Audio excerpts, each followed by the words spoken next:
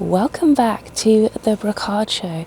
You may wonder, what am I doing outside in the dead of night? And the hotel behind me, the Overland, is scary as hell. In fact, finally cover. In fact, the ghosts here are very, very theatrical. If you're Dora the Explorer type like me, this is quite a fascinating place to walk around. So yeah, we have the cafe. As I said, it's literally 3 a.m, so as long as I don't get murdered by some psychopath, it is a little bit Texas Chainsaw Massacre. In fact, my whole trip to Nevada has been a little bit like, this is room number 10. Oh, it scared the life out of me. It sounds like heavy breathing, but that is actually the coffee machine, if you can hear that. It's now 3 a.m. and clearly I need caffeine. I can see people wafting sage as I speak. This place needs some serious saging.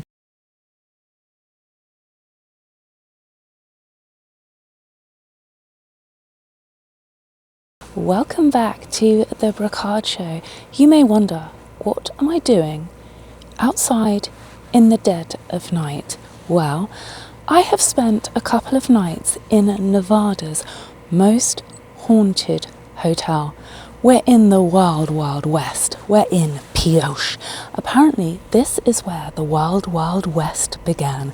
And the hotel behind me, the Overland, is scary as hell. In fact, finally cover.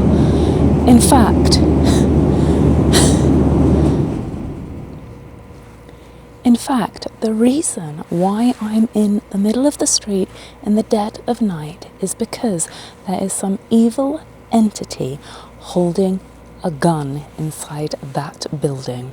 That sounds very elaborate, but the ghosts here are very, very theatrical. I'm going to tell you a little bit more about my own personal ghost encounter, but this building has been investigated numerous times by paranormal experts. Apparently, there are a host of ghosts that lurk inside these walls. There's the most haunted room, room number 10. There's the second most haunted room, room number 25. And there are rooms that have no activity at all, apparently.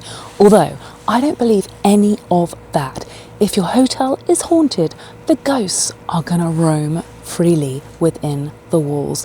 This hotel has been burnt to the ground once. This is a rebuild. This whole town got flattened in a fire in the 1940s. So the structure you see behind is a replica of the original building. And as you can tell, this whole town looks like a movie set. I feel like I'm on the set of a Hollywood blockbuster. I could almost have a couple of guns in my holster. I'm getting into the character of this little one-horse town. Well, in fact, there's no horses. In fact, there's absolutely no one here in the dead of night. Even in the height of the day, you will only get 1 or 2 people stopping off for a drink or a cup of coffee. Having said that, this hotel is literally in the middle of nowhere, so it has a few creepy residents checking in. And I'm not just talking about the ghosts. So let's just get our head around the ghost stories of this hotel. Apparently the most prolific haunting is because the owner was bludgeoned to death. Hit over the head, KO. And apparently his killers haunt the basement of this hotel. His killers were a couple who were traveling through this town and they took advantage of him basically. He was looking after them. He was giving them a place to stay, a hot meal, but they turned on him, and when he was opening the safe, they bludgeoned him in the back of the head, and that was the end of him. So why would it be the people who murdered him that are haunting this building and not the murdered victim himself? Well, apparently there is a theory that if you commit an horrendous act of crime, your soul is tied to the location in which that happened. It's like the sonic boom Big Bang theory that ties your evil soul to the place that you committed your offence. Anyway. I thought I'd take you on a little walk around Pioche. As I said, this is one of the oldest, if not the oldest, mining communities in Nevada. And this whole town, not just the hotel, was desecrated and flattened by fire. It's a funny little sleepy place. It's got so much character and so many characters who come here. So besides the haunted hotel, you can go to the Silver Cafe and eat a load of junk food. It is very hard to eat healthily in this town. I am surviving off tacos, I think, pretty much. It's tacos, burgers, all American junk food. You're not going to get a salad here, and if you do, it's going to be laden with sauce and other unhealthy things. So bear that in mind. If you're on a health kick, this may not be the place for you. But if you're Dora the Explorer type like me, this is quite a fascinating place to walk around. So yeah, we have the cafe. As I said, it's literally 3 a.m, so as long as I don't get murdered by some psychopath, it is a little bit Texas Chainsaw Massacre. In fact, my whole trip to Nevada has been a little bit like, pretty much my whole life is like being inside my own little horror movie. So, and you can probably see the hotel behind me. The Victorian Suite is pretty much where the vacancy sign is. It's huge. It's 3 double beds, a dressing room, a little office. Well, it's not an office. It kind of looks like the place that you would practice a seance, to be honest with you. And when I checked in, they described this as your grandma's bedroom. It's very much your grandma's bedroom, depending on how cool your grandma is. But if you were living in the Wild Wild West, this is how your grandma would have decorated her room in the kind of 1940s, I guess. So I'll take you for a look around that. I want to take you more into this little weird town while it's completely dead. So come with me on a walk up the main strip. I'm going to walk down the middle of the road, which I'm only advising this because we are a good sort of 40 miles from anywhere. Hours, in fact. It took 3.5 hours or even 4 hours to drive here from Vegas, and before you hit this town, there's absolutely nothing for miles. Even the ranch, Mount Wilson Ranch, that I experienced, is a good 40 miles that way. And this is the little town that we came to get dinner when I was staying over at the ranch. So as you can see, we are off the grid slightly, and there's something a little bit eerie about that. So let's continue the tour of Pioche.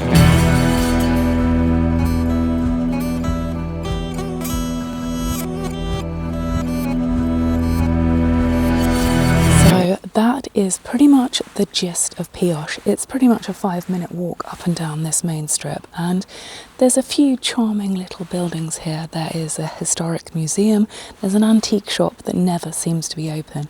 Aside from that, there are just bars. For a really small town, they are very overpopulated on bars. There's one there, and there's a bar at the hotel. So when there's nothing else around, what are you going to do in this small town? You can ghost hunt, you can gamble, and you can drink. And I'm going to go with the last option, get back to my hotel room and give you a little tour around.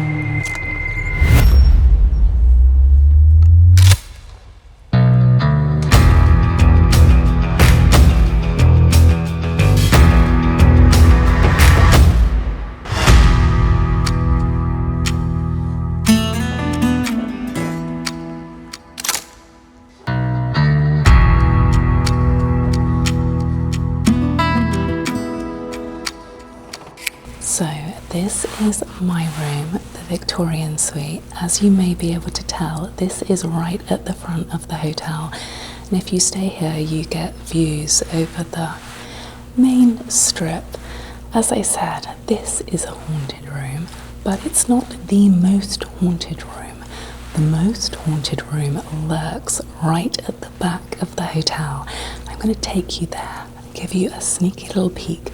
There's someone in that room, so I'm gonna have to whisper.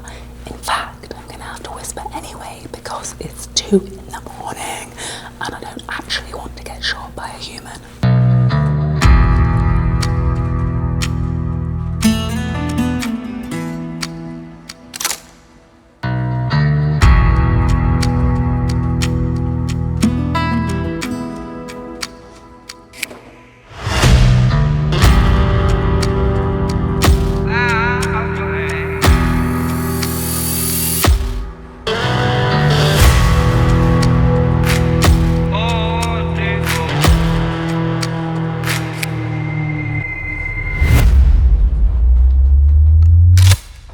This is room number 10.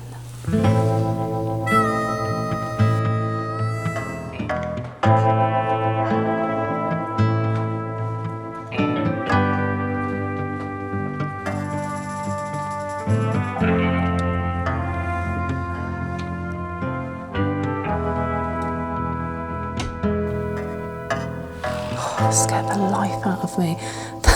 It sounds like heavy breathing, but that is actually the coffee machine, if you can hear that. It's now 3 a.m. and clearly I need caffeine. I was trying to show you the corridor, but as it's 3 a.m, these are the most creaky floorboards. Even though it's carpeted, you can't walk down the corridor without making a noise. And to be fair to all the other guests, I think trying to whisper and trying to have a full-on conversation in a corridor outside someone's room is a little bit tricky. So it's like when we went to the haunted room, room 10, like it has a notice on the door saying that there's a mandatory cleaning happening because that person, whoever's in that room, has not left their room for several days, which I'm not casting any judgment, but what are you doing in that room for that amount of time? I don't know if it's because they're in the middle of nowhere. I don't know if it's because they're quite affordable, but there are some quite interesting characters. And if you come here and you go to the bar, there will be people gaming from 8 a.m. in the morning. So it's an addiction. It's a way of life over here. And I think they are locals instead of tourists. So anyway, when you open room number 25, the Victorian Suite, and fun fact, this hotel only has 13 rooms. So quite why it's called room number 25 is beyond me. I don't know if there's actually a room number 13.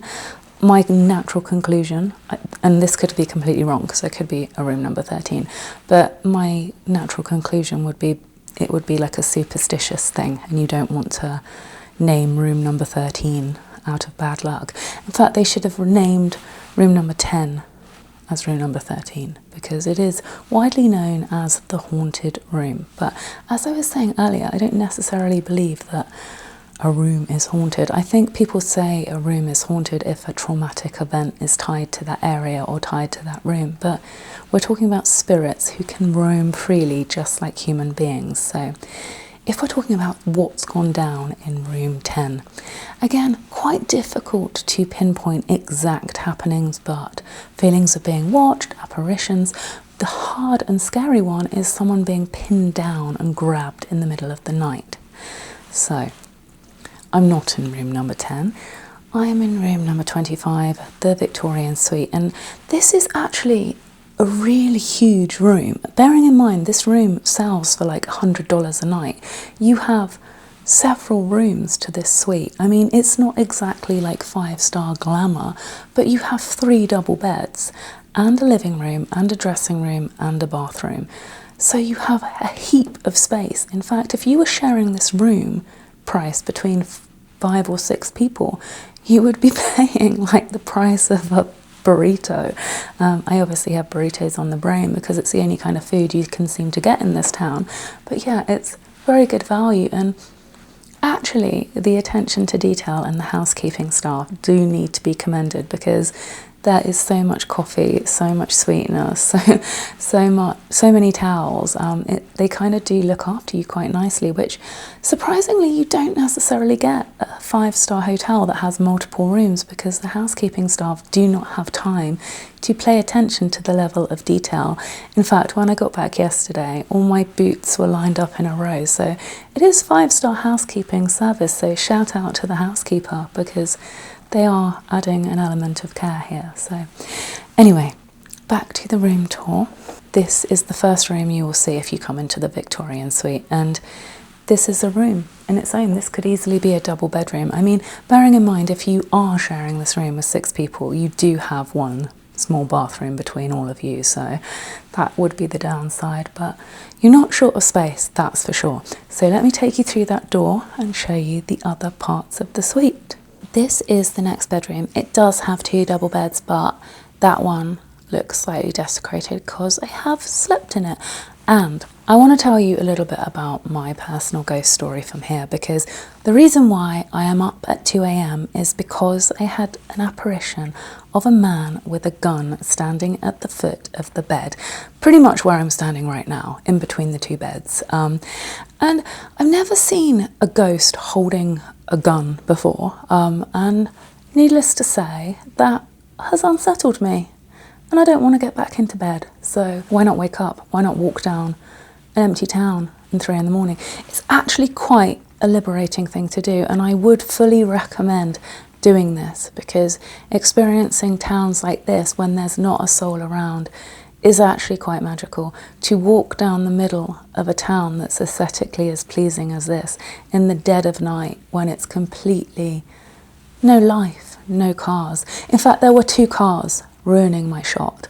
A whole empty street and 2 trucks. That kind of thing annoys me. As a creative person, I like a clean shot. And you may have also noticed the lady walking her dog at 3 a.m. And this lady quite liked hanging around behind where I was filming, so that was rather awkward. What are you doing walking a dog at 3 a.m? I mean, you're not working nights here, I would imagine. I mean, this whole town shuts down at 9 o'clock, especially on a Monday or Tuesday night.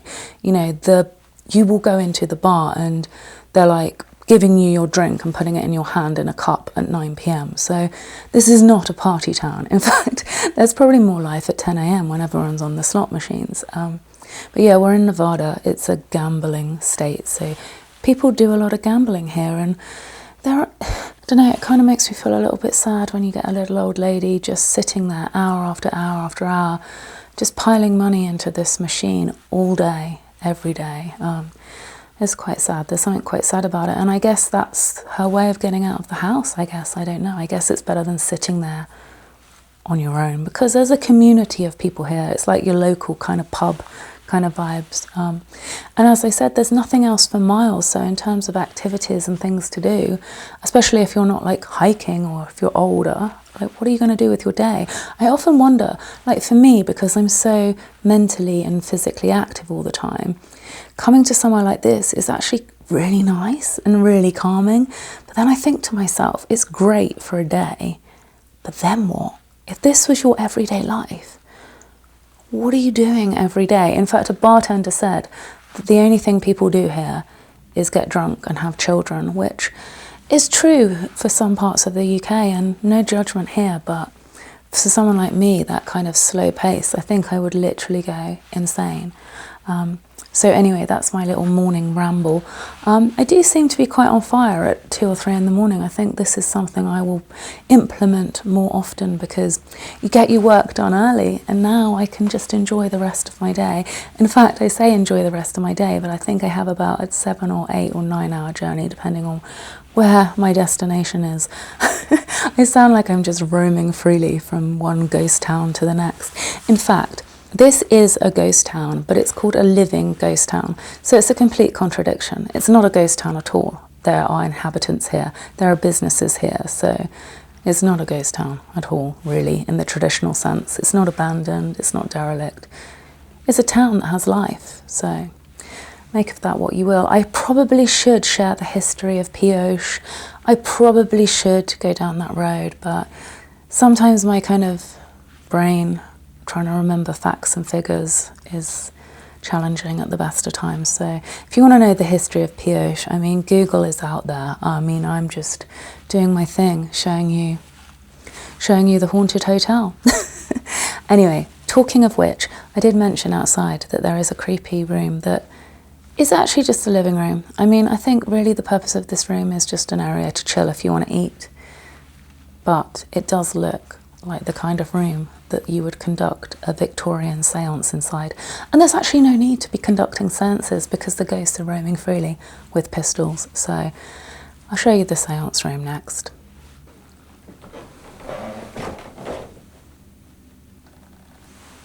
Here it is. See what I mean? You could literally see a Ouija board on the table. You can see people wafting sage as I speak. This place needs some serious saging. But yeah, there's a little table here with quite creepy swiveling chairs that move on their own. But yeah, this is like a living area. I mean, they put napkins on the table. I'm guessing this is where you're supposed to eat. And there's some really bizarre, creepy pictures up here. I don't know why I'm whispering, actually, and a hat. Yeah, why am I whispering? This is probably the furthest point in the room that's away from humanity because there's like 3 rooms that way before the next suite, so no one can hear me, and I've suddenly decided to start whispering. And there's like a Victorian wash basin in the corner, so I quite like the fact that they've kept the antiques in the room. And I'm really annoyed that that antique shop up the road has not been open for 2 or 3 days, because I literally am looking through that window going, oh my god, I want that stuff in my house. Quite how I'd get a huge rocking horse home, that would be a dilemma for another time. Well, it's not a dilemma at all because the shop's open and I cannot buy the rocking chair. Anyway, this is the other area of the Victorian Suite for anyone who's interested, but I actually would fully recommend, like, sometimes, and I think this is true of room number 10, having never encountered it, it's clearly the cheapest room in the hotel. It's clearly right at the back of the hotel. It's clearly probably not as nice as this, and I do sometimes wonder if rooms are called the haunted room in order to sell the worst room in the building. I actually think that because of the nature of this hotel, I think that they would likely sell the cheapest rooms first anyway, so my theory might have been blown to oblivion, but I guess if it's not as nice as all the other rooms, it gives an added element for someone to choose it, because that room is always booked out. In fact, the person who hasn't left their room for 3 or 4 days, God, that actually scares me, because there could actually be a dead body in that room.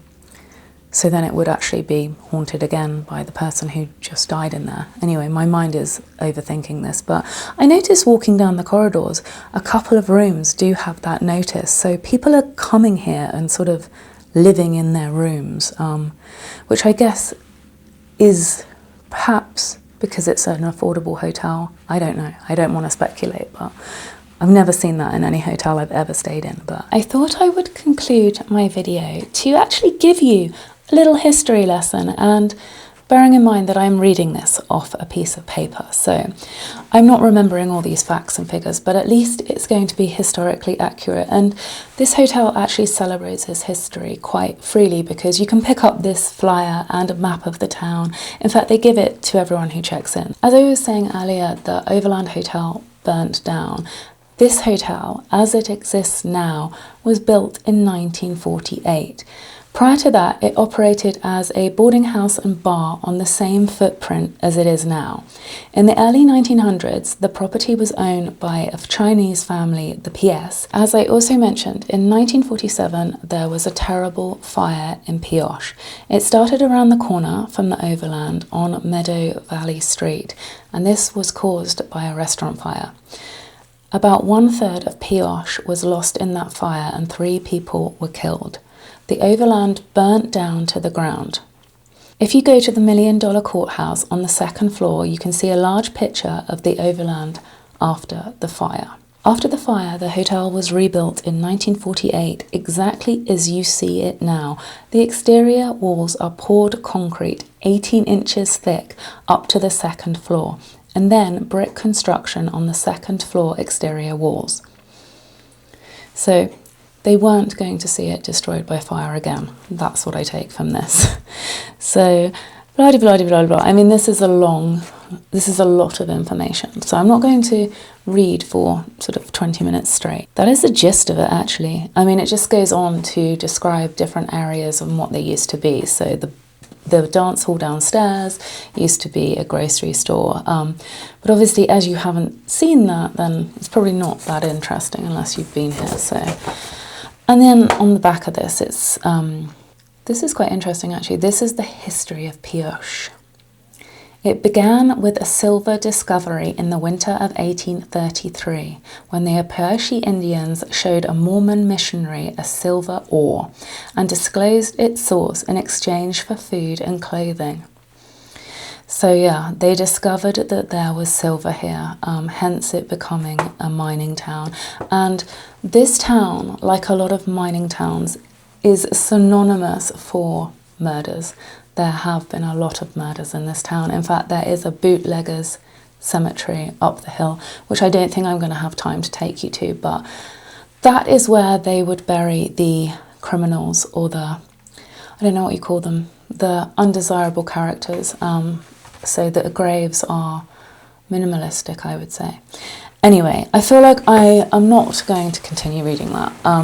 I hope you enjoyed my tour of the Overland Hotel, and like I said, sometimes when you come to a haunted hotel you have quite a vivid experience, but again, I couldn't go on and talk about that for 2 or 3 hours straight, and you know, I'm not going to go down that I'm going out doing a ghost hunt and here's my EVPs and blah de blah de blah. So I thought I would just show you around the hotel and share my experiences, and I hope you enjoyed that. And it's a very unique place to visit. I have to fully recommend going off the grid a little bit. I mean, this is not a hidden gem by any stretch of the imagination. I mean, tourists pass through here all the time, but it's nice to actually experience a little bit of authentic America, because it's a far cry from places like the Las Vegas Strip. So yeah, I recommend going off the grid and experiencing these historic places, because they really are quite charming. Regardless of the hauntings and regardless of the ghosts, they are charming places to stay and very different from what we encounter over in the UK. So on that note, thank you for watching, and if you enjoyed this, follow, like, subscribe, join my spooky journey, because I have got some really exciting things coming up, and please check out my music, because that comes from my heart and soul, and all these life experiences get channeled into my music as well. So you will see elements of my personality and my life shining through my music. I say shining, but yeah, penetrating through my music, whatever the right word is. Anyway, thank you for watching, and till next time, bye.